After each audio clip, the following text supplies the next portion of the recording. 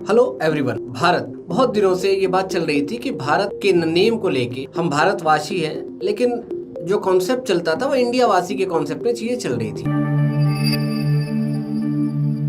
इस मिथ को G20 का जो फॉर्मल इनविटेशन है, डिनर इनविटेशन है, उसमें रिपब्लिक ऑफ भारत करके जब प्रोनाउंसिएट किया गया, जब वो चीजें आई तो फिर एक डिबेट शुरू हुई कि क्या सरकार ये चाहती है कि जहां भी इंडिया वर्ड यूज किया गया है कॉन्स्टिट्यूशन के अंदर उसको रिप्लेस कर दिया जाए और उसको भारत वर्ड यूज किया जाए। अगर ये होगा तो कैसे होगा, क्या कॉन्स्टिट्यूशनल अमेंडमेंट की नीड होगी या सरकार के लिए क्या ये चीज़ें आसान है।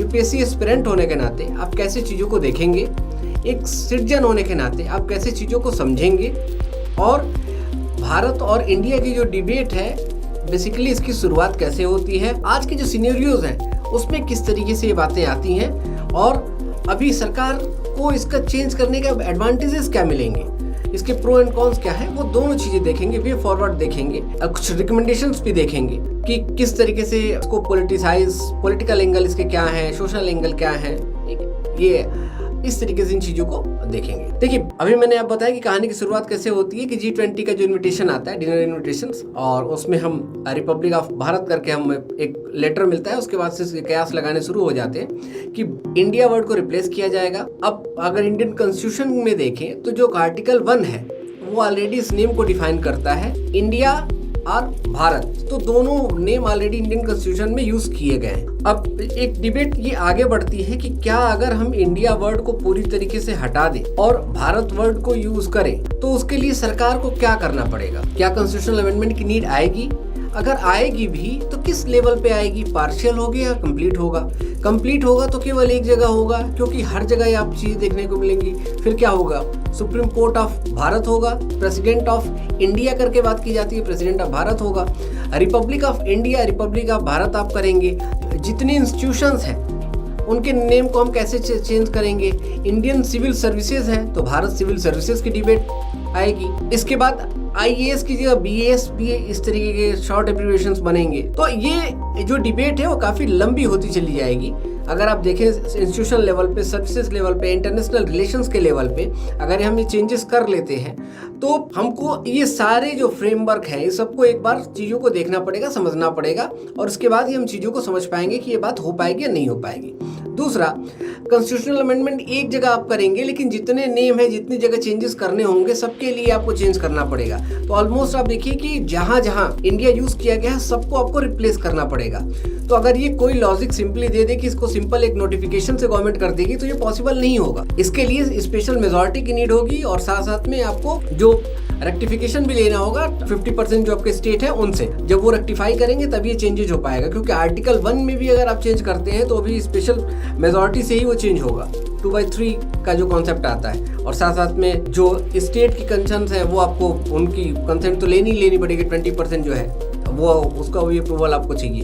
तो एक मेजर चैलेंज होगा, कॉन्स्टिट्यूशनल अमेंडमेंट पूरी तरीके से कॉन्स्टिट्यूशन को चेंज करने की नीड आएगी। सरकार क्या वे फॉरवर्ड लेती है इसको हम देखेंगे, लेकिन एज ए पॉलिटिकल डायमेंशन, अगर पॉलिटिकल डायमेंशन से हम देखें, नॉट पॉलिटिकल डायमेंशन, तो आपको ये चीज़ें समझने की ज़रूरत है। अब बात करते हैं कि आखिर भारत को यूज़ करने की ज़रूरत क्या है। ये दुनिया में ऐसे बहुत से यूरोपीय कंट्री हैं या और भी कंट्रीज़ हैं जिन्होंने अपने नेम को चेंज किया हुआ है। तो ये कोई बहुत बड़ी बात है नहीं कि ये नेम नहीं चेंज होते, लेकिन आखिर नेम को चेंज करने की नीड ही क्यों है। तो एक डिबेट ये आती है कि कॉलोनियल एरा के जो कॉन्सेप्ट हैं, जो माइंडसेट है, उसको रिप्रेजेंट करता है इंडिया वर्ड, उसको हम हटाना चाहते हैं। ठीक है, इसके अगर इसको हम देखें, भारत करें, तो एक डायमेंशन ये भी कहता है कि इंडिया का जो सेकुलरिज्म का कॉन्सेप्ट है, जो डाइवर्सिटी का कॉन्सेप्ट है, ये भी कहीं ना कहीं थ्रेट की तरफ जाएगा, क्योंकि एक दुनिया की सबसे ज्यादा जो डाइवर्सिटी आपको देखने को मिलेगी वो हमारे यहाँ आपको मिलेगी। इतनी सिटी भी आपको देखने को मिलेगी।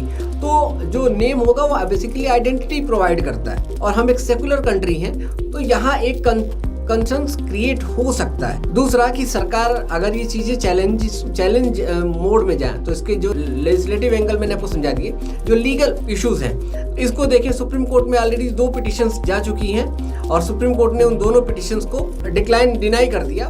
तो 2016 में एक पिटीशन गई कि इंडिया की जगह भारत वर्ड का यूज किया जाए भारत के लिए, और 2020 में भी एक ऐसी पिटीशन आई थी जिसको सुप्रीम कोर्ट ने डिनाई कर दिया। तो क्या ये चैलेंज अगर सुप्रीम कोर्ट के पास जाता है तो क्या वो चीजें आएंगी? दूसरा, इसकी सोशियो और इकोनॉमिक अगर लेवल पे आप देखें तो कितने मेजर लेवल पे इस पे आपके एक्सपेंसेस भी होने वाले हैं, क्योंकि हर जगह आपको चेंज करने की नीड आएगी। तो इतना आसान नहीं होगा इसको पूरी तरीके से चेंज कर पाना। अब बात करें कि आखिर भारत नाम को लेके इतनी ज्यादा नीड क्या है भारत को करने की। तो एक इसका सबसे मेजर जो बैकबोन लॉजिक दिया जाता है वो ये कहा जाता है कि जो हमारा कल्चरल एक्सपेक्ट है वो कहीं ना कहीं पीछे छूट गया है। तो अगर हम कल्चरल एक्सपेक्ट को अगर एड ऑन करें तो हम देखेंगे कि एक अराउंड 700 ईयर अगो हमें जाना पड़ेगा, वहां से हमको चीजों को समझना पड़ेगा कि लेकिन कोई भी सिविलाइजेशन या कोई भी कंट्री अगर वो ग्रोइंग फेज पे है तो डेफिनेटली कि आपकी चीजें मिक्सअप होंगी। तो आप कभी भी प्योरीफाइड तरीके से या प्योर तरीके से किसी चीज को रिस्टोर नहीं कर पाएंगे। और इसके साथ जो डिबेट आएगी वो कहीं ना कहीं आइडेंटिकल डिबेट जो वो होगी वो बढ़ेगी और एक तरीके से र्यूमराइज हो सकती है चीजें। एक चैलेंज होगा सरकार के लिए भी, हमारे लिए भी, चीजों को समझाने और समझने के लिए भी। तो इसके बहुत और भी डायमेंशंस जाएंगे। इंटरनेशनल रिलेशन से भी अगर हम डायमेंशन को देखें तो वहाँ जितने ट्रीटीज हैं उसको रेक्टिफाई करने की बात आएगी, उसको हम कैसे चेंज करेंगे, किस नेम से डालेंगे, जितनी एम्बेसीज हैं उसमें हम क्या क्या चेंजेस कर पा रहे हैं, जितनी गवर्नमेंट स्कीम्स हैं जैसे कि स्किल इंडिया है तो स्किल भारत, या कितने लेवल पे भारतवर्ष सुटेबल हो पाएगा, ये भी आपको देखने की जरूरत आएगी। तो ये सारी चीजें हैं जो एक लार्जर आपको फ्रेमवर्क प्रोवाइड करती हैं जहां सरकार को देखने की जरूरत होगी।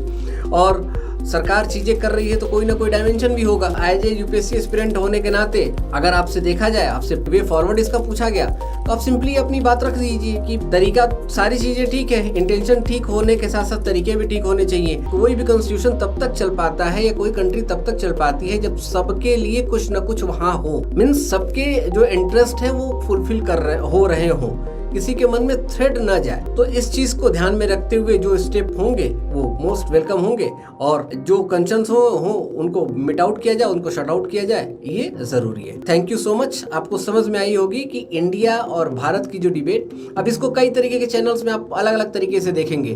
कोई चैनल आपको ये दिखाएगा या कोई लोग ये आपको बताएंगे कि आर्यावर्त की डिबेट आएगी, हिंदुस्तान की डिबेट आएगी, नाम कैसे आया, ये सारी, इन सारी डिबेट के बाद हमें हिस्ट्री में नहीं जीना, हमें प्रेजेंट सिनेरियो में जीना है। हम अपने एंसेंटर के लिए उन्होंने क्या किया, कैसे किया, वहां हम नहीं खड़े हो सकते। अगर कोई इस डिबेट पे लेके जाता है तो कहीं ना कहीं वो डाइवर्जन है आपके लिए। आप ये सोचिए कि आज के जो प्रेजेंट सिनेरियो है और जो फ्यूचर है वो कैसे होगा, ये दोनों चीजें आपको यहाँ देखनी होगी। Thank you so much.